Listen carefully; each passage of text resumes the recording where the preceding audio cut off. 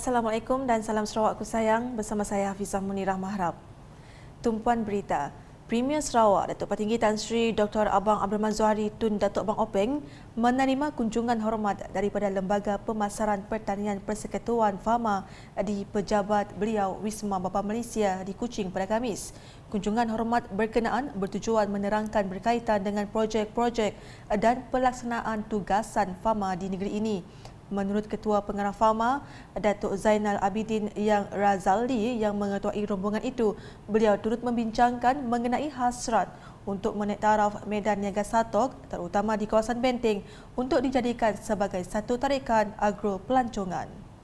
Dan ianya adalah selaras dengan pembangunan yang sedang dirancangkan oleh Kerajaan Negeri Sarawak dari segi pembangunan agro pelancongan melalui sungai-sungai.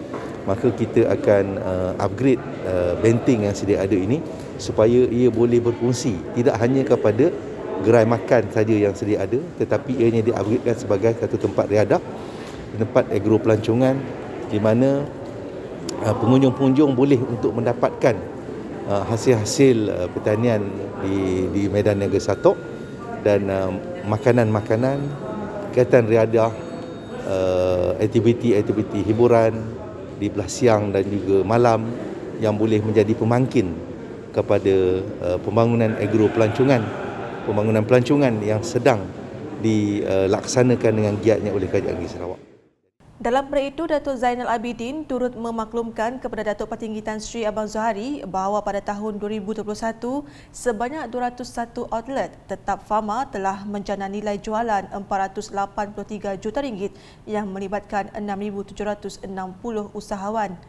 Hadir sama Menteri Pemodenan Pertanian dan Pembangunan Wilayah Sarawak Datuk Sri Dr. Stephen Rundi Utom dan ahli Lembaga Fama yang baru, Miro Simo. Berita seterusnya, golongan ibu bapa di luar bandar diingatkan agar tidak menafikan anak-anak mereka yang terpilih untuk melanjutkan pelajaran ke peringkat tinggi kerana alasan kekangan kewangan. Timbalan Premier Sarawak merangkap ahli Dewan Undangan Negeri Adun Bukit Saban, Datuk Ahmad Douglas Uga Embas berkata, Yayasan Sarawak kini menawarkan biasiswa dan pinjaman untuk membolehkan pelajar melanjutkan pengajian di institusi pengajian tinggi. Selain itu, katanya badan-badan korporat seperti Petronas, Shell, Mara maupun PT-PTN juga turut menyediakan biasiswa dan pinjaman untuk tujuan pendidikan. Jelas Datuk Ahmad Douglas lagi, malah beliau dan ahli Parlimen Betong, Datuk Robert Lawson Chua juga akan menubuhkan dana pendidikan untuk membantu pelajar yang memerlukan melanjutkan pengajian mereka. Beliau berkata demikian pada Majlis Pelancaran Program Pendidikan Komuniti Bukit Saban BSCEP 2022-2030 bertempat di Dewan Masyarakat Sepau pada Rabu.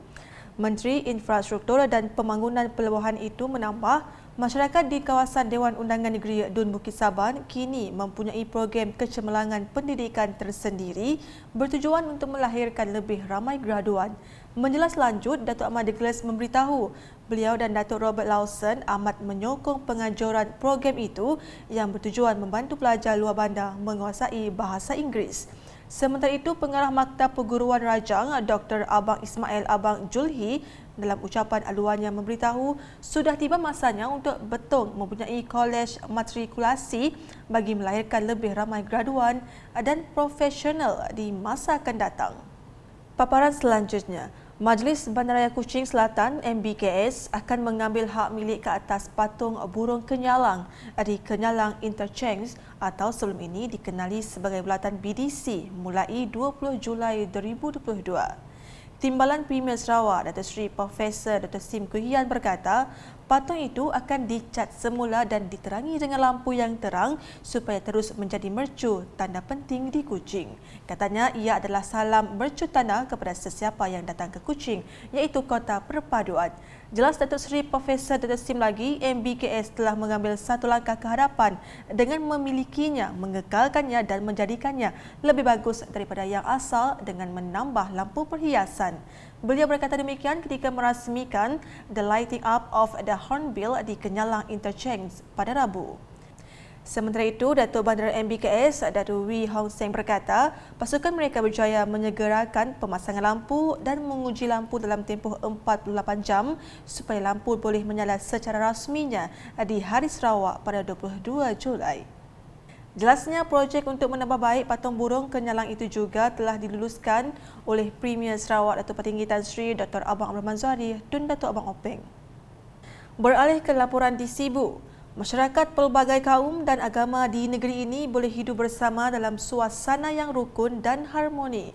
Timbalan Menteri Pendidikan, Inovasi dan Pembangunan Bakat Dr. Anwar Rapai berkata, masyarakat di Kampung Nangka menunjukkan contoh yang baik dalam mengekalkan perpaduan baik mereka yang beragama Islam maupun Kristian.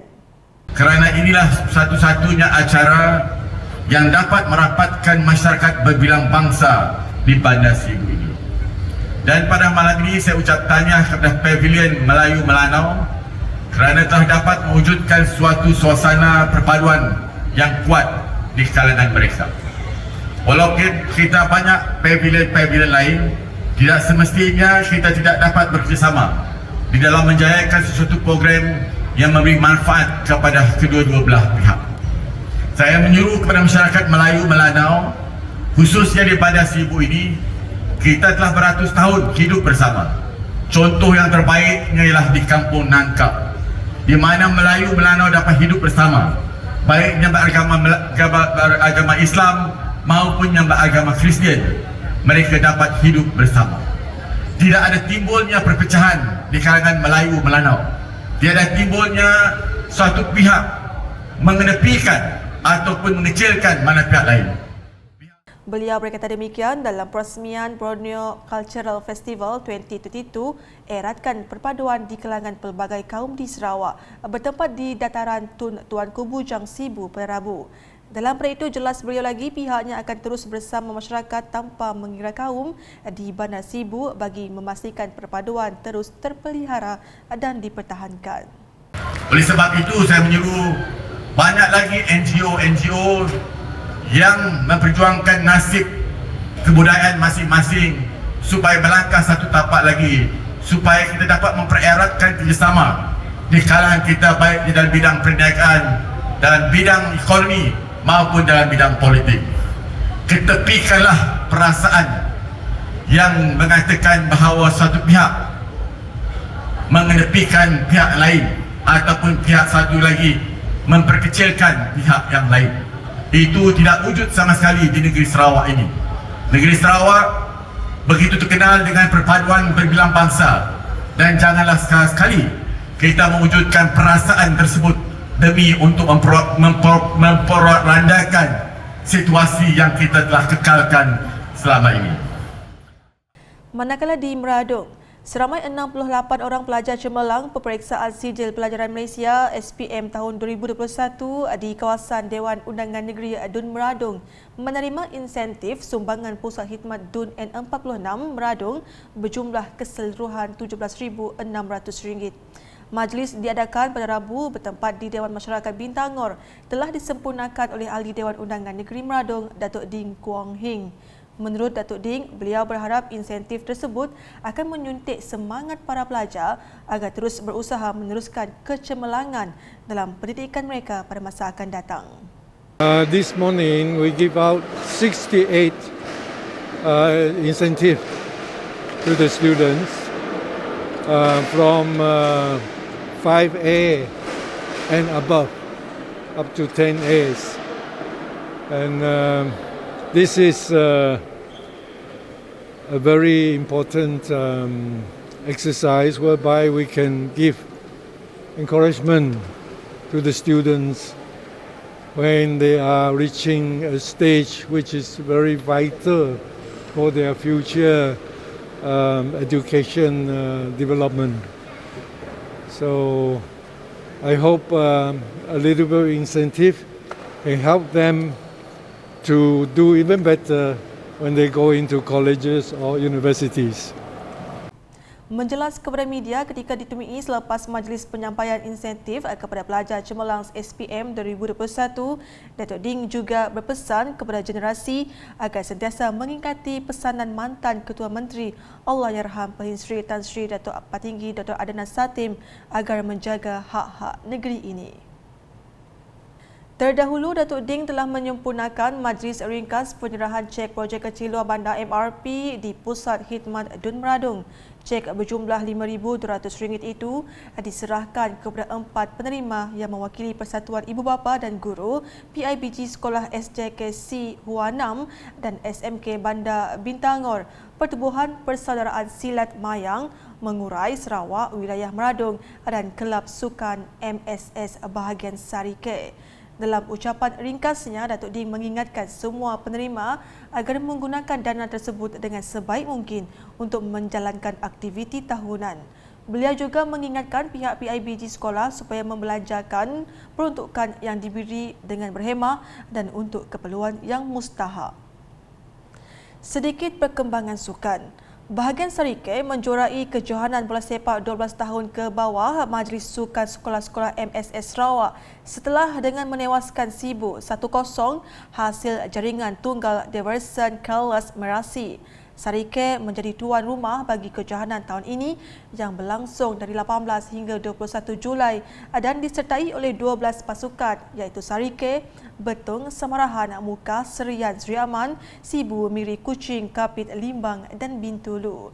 Aksi perlawanan akhir ini telah disaksikan lebih 200 peminat bola sepak, para ibu bapa serta para pelajar yang diadakan di Kompleks Sukan Integrasi Kampung Seberang Sarike pada Khamis. Kejohanan ini bertujuan mencungkil bakat-bakat dalam sukan bola sepak Sarawak di peringkat sekolah rendah.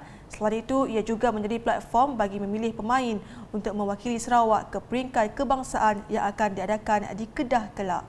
Penyampaian hadiah telah disempurnakan oleh Timbalan Sektor Pembangunan Murid Pejabat Pendidikan Daerah Sarike, Michael Empuluk. Sekian edisi Tengah Hari bersama saya Hafizah Munirah.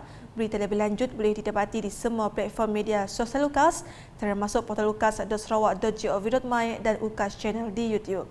Sebelum mengakhiri Buletin Tengah Hari, saya mewakili warga UKAS ingin mengucapkan selamat menyambut Hari Sarawak kepada seluruh rakyat Sarawak. Semoga kita terus bersatu padu, mengekalkan perpaduan dan bersama menjadikan Sarawak terus cemerlang. Jangan lupa saksikan sambutan Hari Sarawak 2022 bertempat di Stadium Tertutup Sibu yang akan disiarkan secara langsung di Facebook UKAS bermula jam 8 malam ini. #menyebar fakta, salam UKAS.